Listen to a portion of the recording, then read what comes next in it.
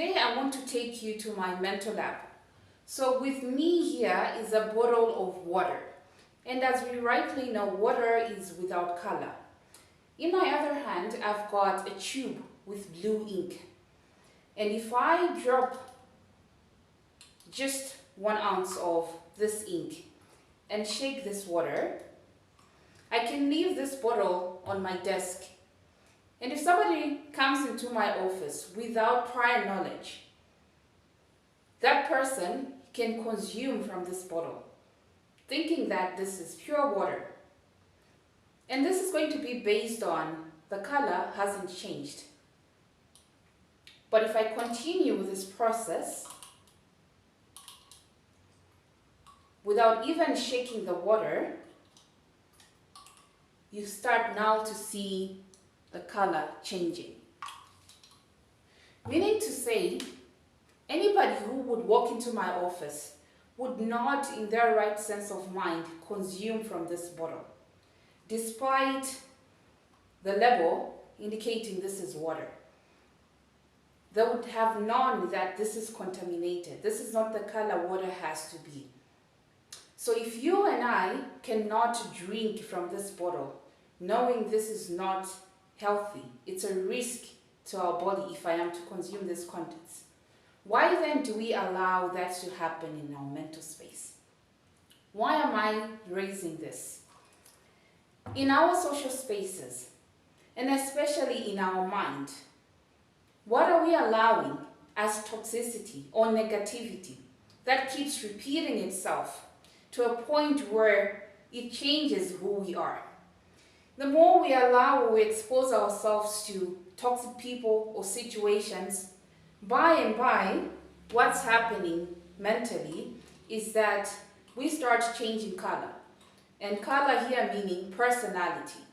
Our behavior, our thought process is no longer going to be what it was. We're going to be aligned with whatever we've exposed or allowed to come into us.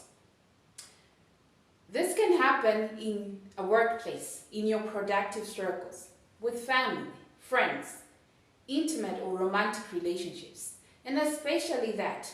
And why I'm stressing relationships is that it may be that in the other spaces that I've just mentioned, there are certain checks and balances, systems or processes that helps to prevent us from abuse. But you can agree with me that in a romantic relationship, our guard is down.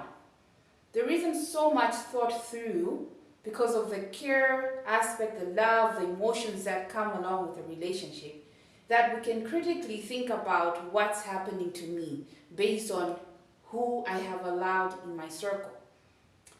So I want us to be aware, and based on this demonstration, if I cannot consume from this bottle, despite it stating that this is pure water, because I have known that there is ink in it and the color has changed.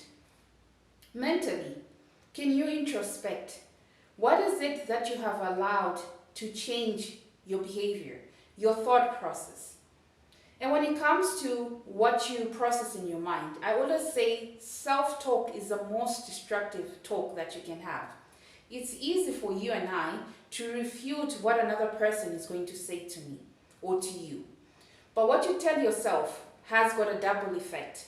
One, you're the person who's talking, and secondly, you are the person who's listening. So self-talk is a double-edged sword. So if there's negative self-talk, it's got that potential to get you quickly into a spiral downward, into feeling bad about yourself, losing your esteem and efficacy, and affecting your productivity, self-love, and just becoming an undesirable person. So I thought that with this demonstration, we should be conscious about what we allow in our minds as what we process, but also in our social spaces.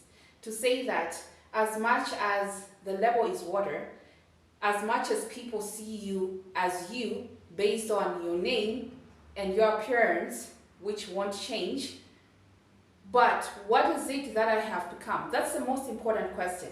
What is it that these contents of this bottle have become? Is it still water? Obviously not. That's contaminated water, or we can call it ink. Have you become something that you're not proud of?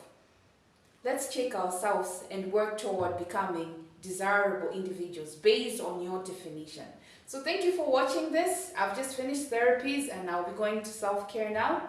Like the video, share it, subscribe to the channel, and let's keep working on being productive beings. Have a happy and restful weekend, everyone. Thank you.